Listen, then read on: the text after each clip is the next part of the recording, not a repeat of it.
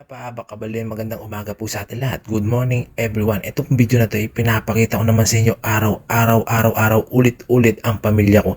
Kung gaano napakasaya ng pamilya ko at nagkakasundo dito sa bahay ni Apong Doldeng.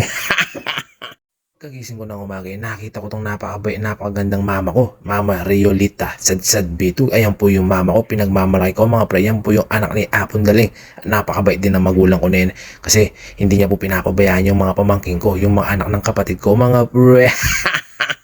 Siyempre, basta laing Apong Daling, napakabait mga pre. Kung ano yung galing ni Apong Daling, ganun din ang ugali ng mama ko. Kung alam nyo lang mga pre, mabalungos din ang mama ko.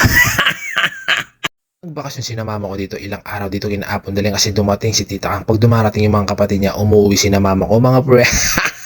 Baka daw hindi matira ng pasalubong eh. Yan ang mga pamangking ko, si Kolkol, si CJ, tsaka si Jos at tsaka yung napakagandang pisang ko si Amaratot. Tulog pa si na Angel at si Kian at tsaka si Maka mga pre.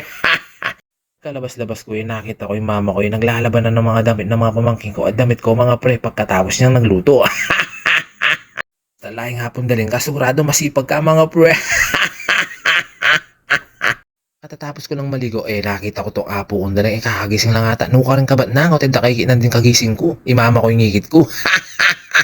Alam ko na, nakipagmarites kay apong kina, no? Umaga yan na, nakipagmarites kay akala ko ikaw yung makikita ko dito eh.